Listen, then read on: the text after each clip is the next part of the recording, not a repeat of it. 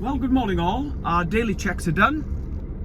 As you can see, we're just moving off from our parking spot of last night, heading for the choo-choo.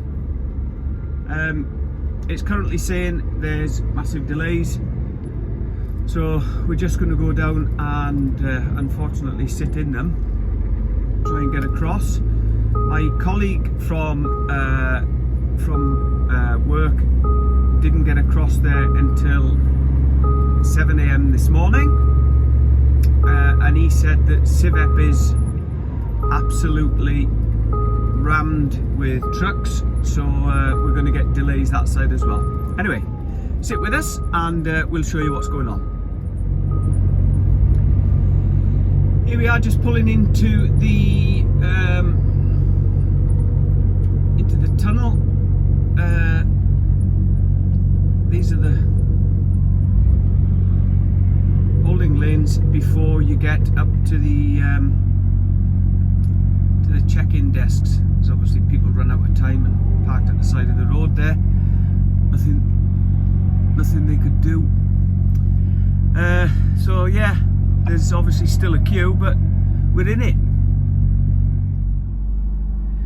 You join us just through the passport control, waiting to go up to the booths to hand in the GMR, MRN and all the rest of it. Still UK side. It's taken 2.5 hours to get this far, and they're saying it's an hour check-in and then 2 hours for the crossing. So another 3 hours and we'll be coming off Calais side.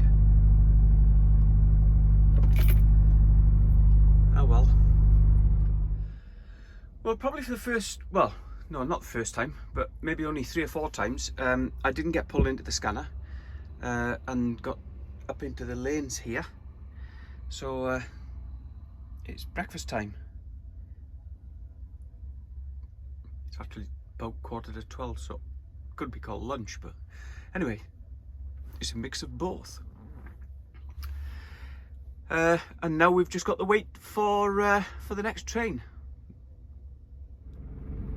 Well, I'd only been sat there 5 minutes. I just poured my milk on my cornflakes, which are now going soggy, and they've called us straight onto the train.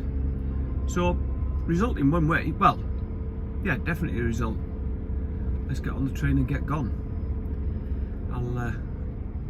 I'll finish my cornflakes the other side.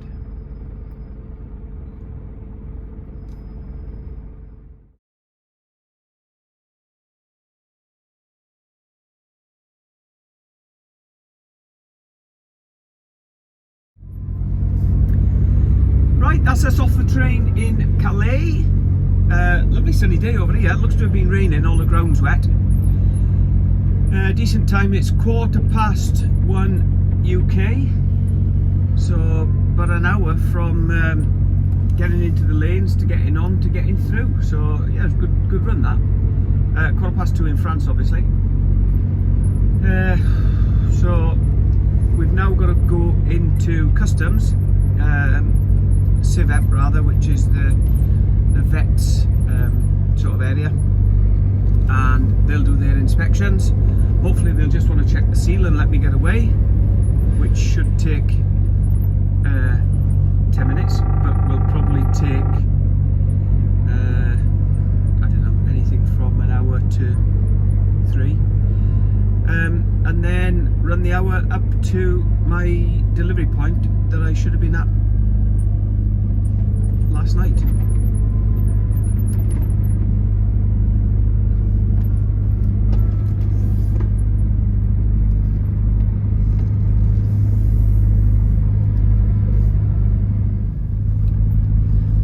If you haven't been before into Civep or customs, you follow the orange signs and you can see the orange paint on the floor. There is videos up in my other videos if you want to have a look that explains a bit more of the process in detail, though it's not overcomplicated. The good thing was there was only 4 on our break of carriages that were called to Civep, so or customs, so it shouldn't be too busy from that particular train. It just depends what overspill and leftovers they've got from previous trains and whether they've cleared last night's backlog. But once again, it's one of them things you can do nothing about. We've got to go, and it's going to take as long as it's going to take. It could be 10 minutes for me. It could be, like I say, it could be 3 hours. I've been here 5 hours. Some of the guys have been here over 2 days. My colleague that was starting same place as me, an hour later than me, he made good time. They must have started to get things moving along, and he was only probably half an hour behind me while we were getting on the train. So if he got on a quick train like I did, then he's going to catch me up in Civep anyway, and we're both heading to the same destination. So if he clears in good time, I can run with him, but if not, I'm sure he's perfectly capable of finding it himself. Even though he hasn't been there before, it's very, very simple to find, and with it being daytime, the gates will be open, so you'll be able to drive in. You have to gain access if it's sort of out of normal working hours.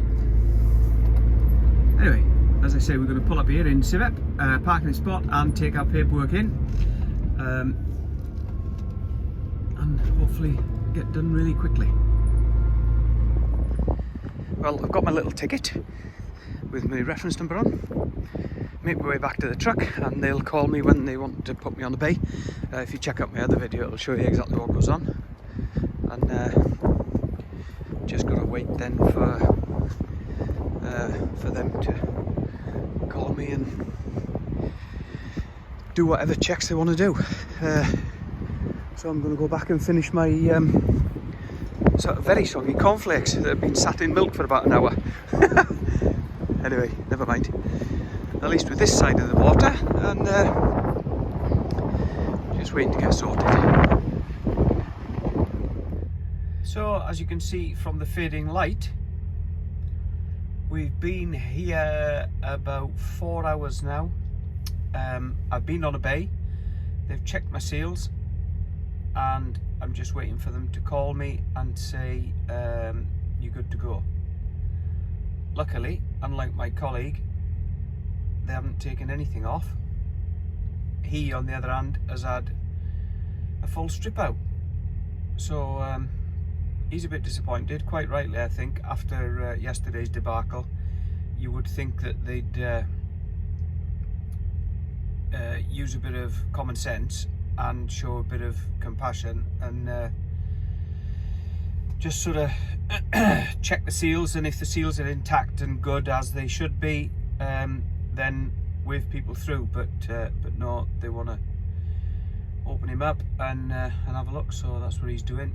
There's another couple of trucks here that are going to the same transport firm as us, so they're going to be swamped by the time we get there, and I'll see what I'm doing after that. But yeah, the aftermath of Storm Ciara, or Ciaran,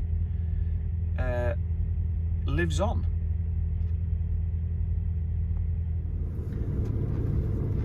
Right folks, quick little update for you.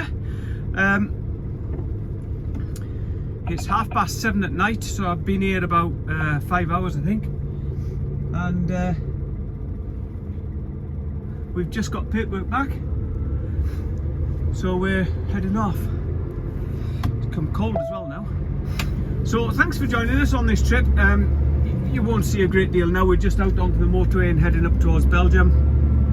But yeah, thanks for joining us on this trip. This is day 2. Make sure you had a look at part 1 as well of the Storm Ciaran trip. Please subscribe, it does help the channel. And once again, thanks very much. Catch you later.